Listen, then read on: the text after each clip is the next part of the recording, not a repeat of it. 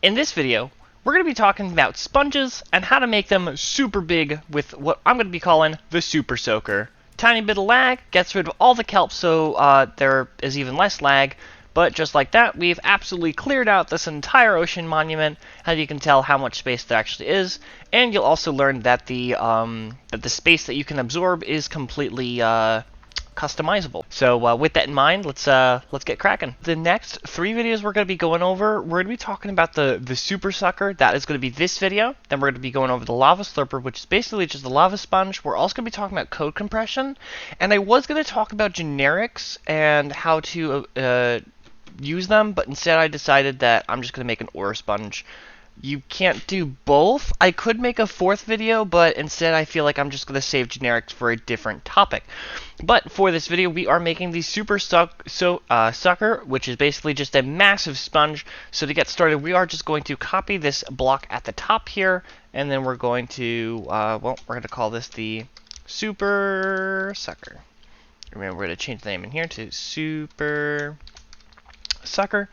And so with that in mind, we do not need the non-opaque because the texture is going to be a full texture, no holes, so we don't need to see through it or anything. And because we're going to be making a collection of sponges throughout the next 3 videos, I'm going to make a new package, and I'm just going to call this sponges. And then you could call it sponges, whatever you feel. So to start us off, we're going to make a class called the Super Sucker.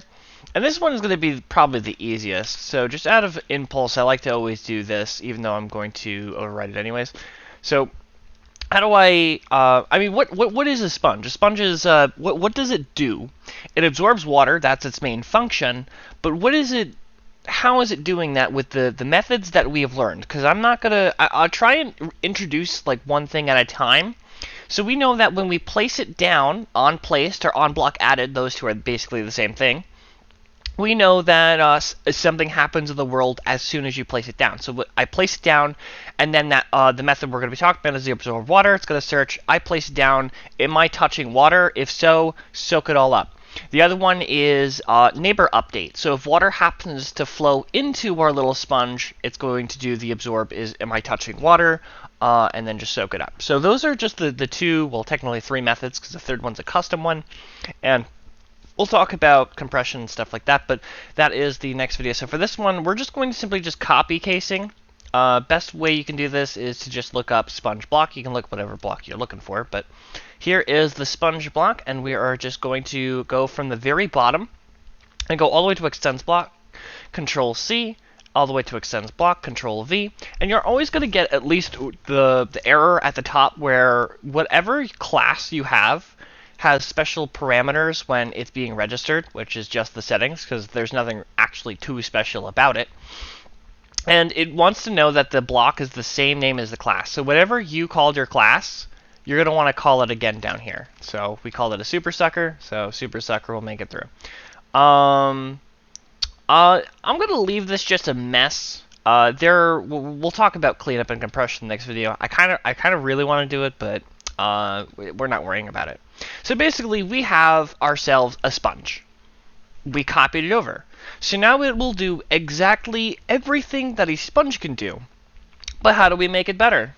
Well, let's talk about, well, what is this absorb water, like what is it actually doing? It's using an iterator, which we've used before, which is a special way to just look around the world. Well, not around the world, but look around the block itself.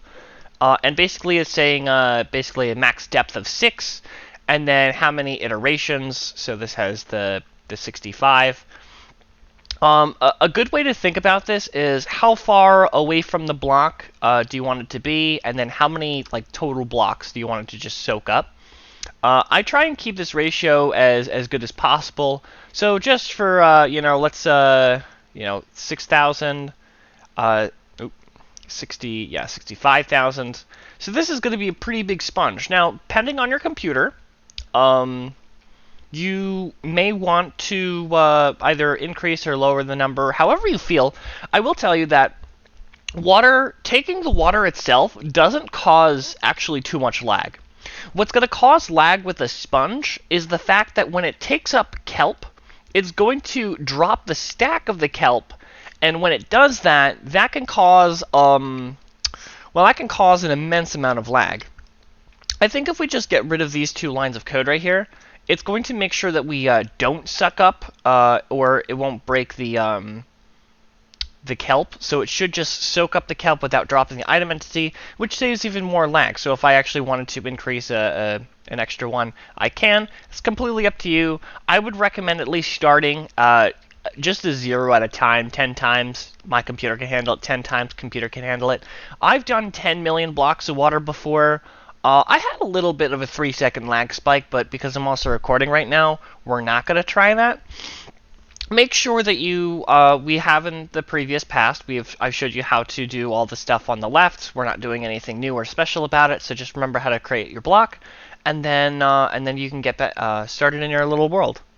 Oh yeah, and sometimes I forget to mention this. You want to go into your main class file, and you want to now call the Super Sucker class that you have made. Because if you just leave this as a block, then it's just a regular block that doesn't do anything. So make sure you call this your Super Sucker class that you had made, and then now you can start the world. Alright, here we are in our beautiful world, and take a look at this massive pond that I happened to find. It actually is a river. So we're just going to take a little dip in here. When entities, sign of lag is entities kind of stop moving, and a good sign is to just kind of try and drop your block. And if you can't, because you're lagging, that's a good sign. And also a good sign that you should also lower the number.